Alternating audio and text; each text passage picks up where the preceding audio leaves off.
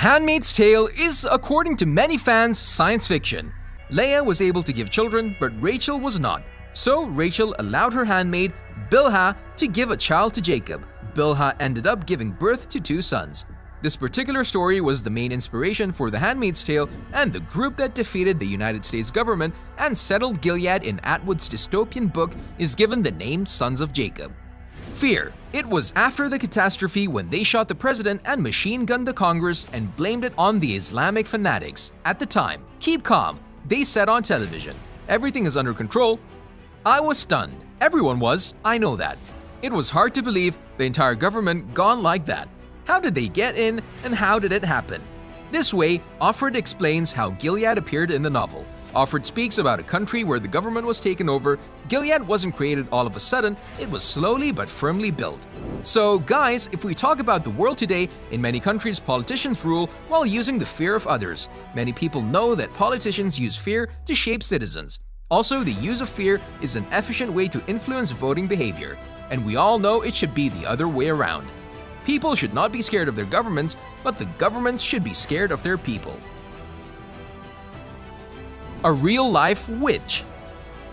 This might surprise you, but according to the writer Atwood, The Handmaid's Tale is also based on the Salem witch trials, and Atwood has made no secret that The Handmaid's Tale takes inspiration from the Salem witch trials and everything that happened during that time, mostly killing women that have no guilt.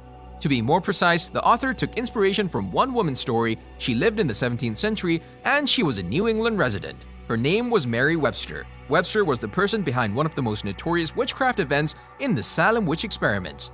What happened was the following. A very valued government and church leader in the Puritan town of Hadley, Massachusetts was very sick. So the locals thought the only solution was to call a witch. To be more precise, they took Webster as the victim and they have beaten her.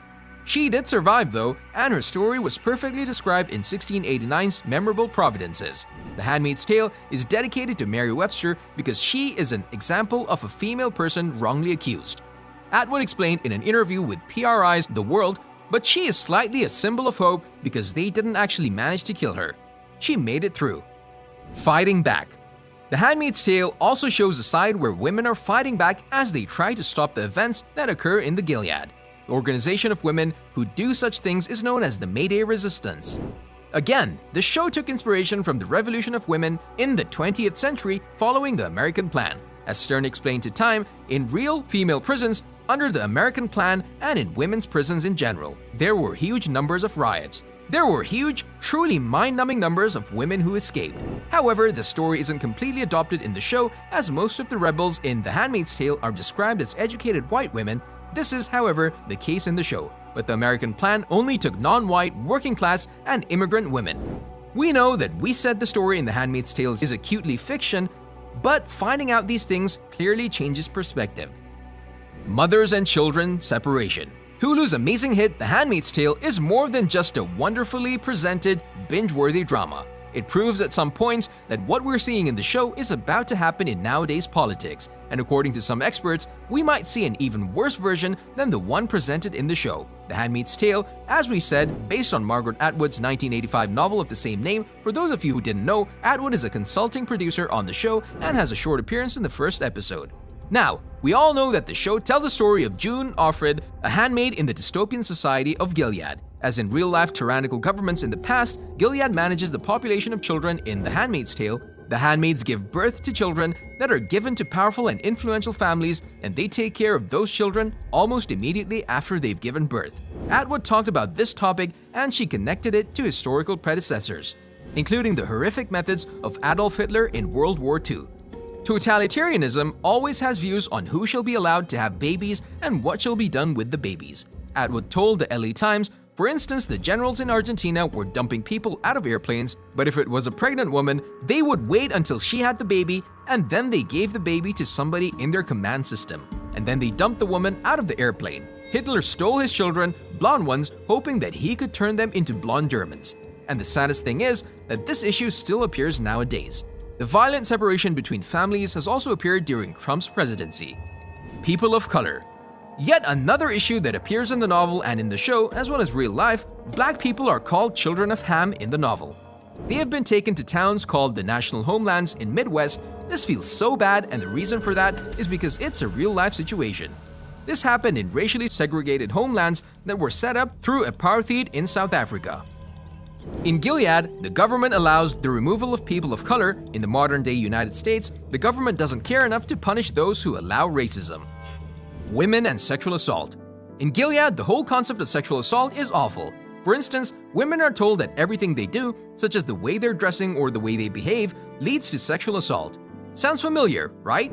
Well, if we go back to 2017, in the US, female victims of sexual assault finally talked about their assaults. And with this subject, we know that we're not that far from Atwood's dystopian, where women are accountable for everything awful that occurs to them.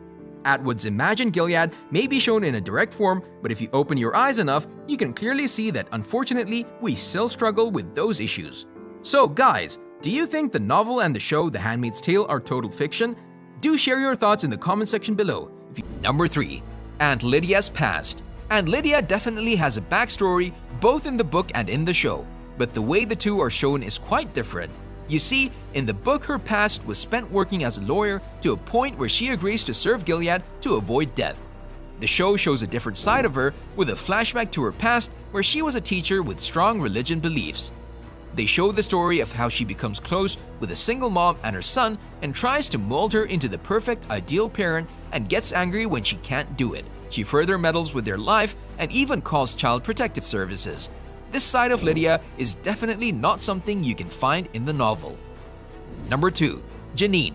If you ever read the novel, you might find it strange how Janine loses her eye.